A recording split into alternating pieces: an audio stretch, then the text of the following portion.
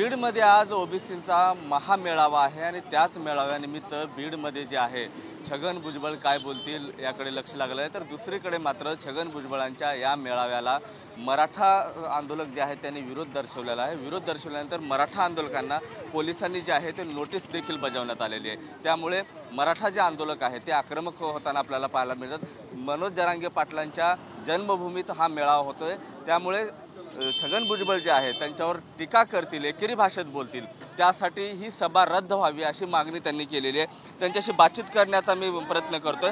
कशामुळे तुम्ही विरोध करताय? आमचा मूळ ओबीसी समाजाला किंवा ओबीसीच्या मेळाव्याला विरोध नाही, तर आमचा विरोध या घटनेला आहे की जे महाराष्ट्राचे मंत्री आहेत, जबाबदार मंत्री आहेत, ज्यांनी पदाची शपथ घेताना कुठल्याही समाजाचा द्वेष करणार नाही किंवा कुठल्याही समाजाबद्दल विशेष प्रेम ममत्व दाखवणार नाही अशी शपथ घेणाऱ्या भुजबळांच्या कृतीचा आणि त्यांच्या वागण्याचा आमचा त्यांना आक्षेप आहे।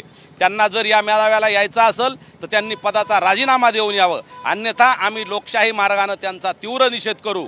आणि आम्हाला त्यांना सांगायचं आहे, तुम्ही 50% आत मराठा समाजाला ओबीसीतून आरक्षण देऊ नका म्हणता। मात्र एकीकडे जर बघितलं अनेक सभा झाले तिथं तुमचा विरोध झाला नाही, मग बीडमध्येच का तुम्ही विरोध करताय?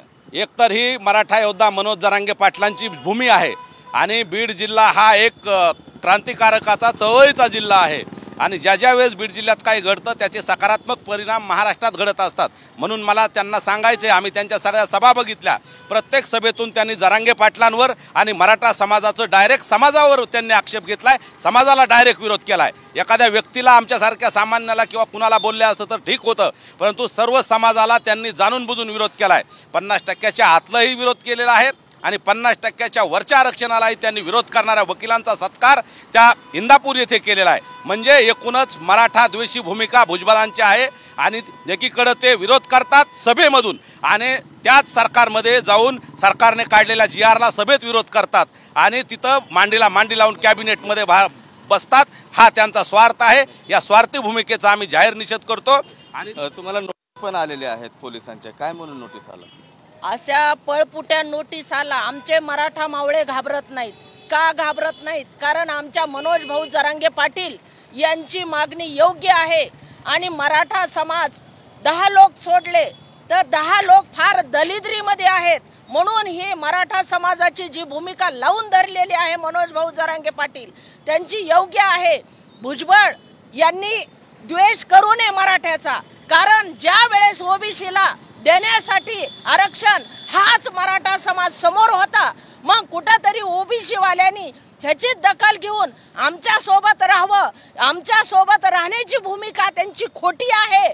फक्त म्हणतात की मराठ्याला द्या पण आमच्यातून नको। आम्ही म्हणतो तुमच्यातून तो देऊच नका।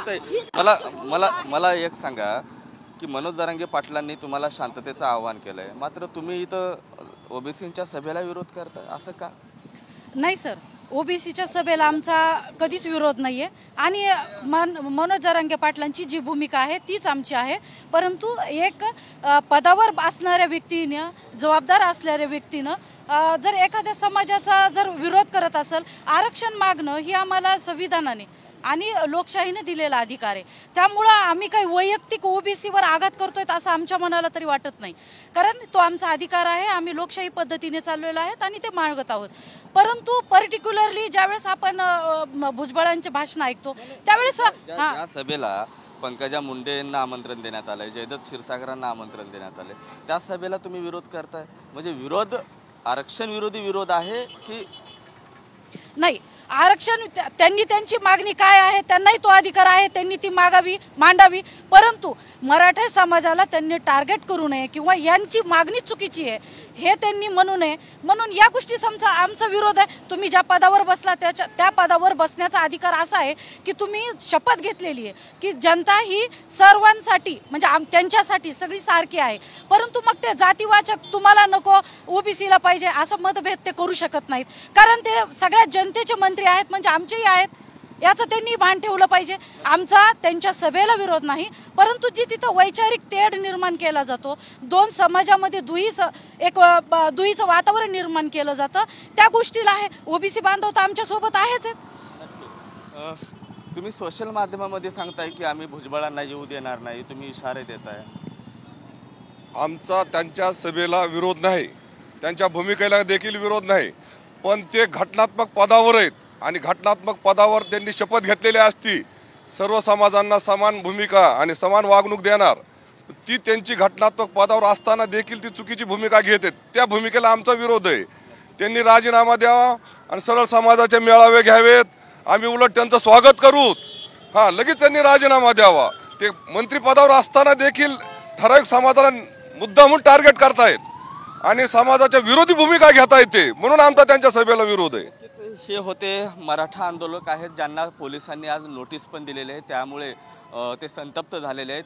मनोज जरांगे पाटलांच्या भूमीमध्ये इथं आल्यानंतर सभेला आमचा विरोध नाही, मात्र घटनात्मक पदावर छगन भुजबळ आहेत आणि त्यांनी इथं येऊन एकेरी भाषेचा उपयोग करू नये किंवा दोन समाजात दरी निर्माण करू नये अशी मागणी देखील आता मराठा आंदोलकाच्या समोर येते.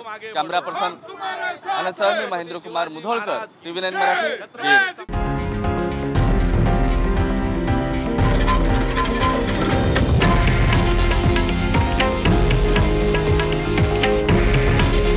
हे आहे देशातील नंबर 1 न्यूज नेटवर्क आणि आपण पाहत आहात TV9 मराठी.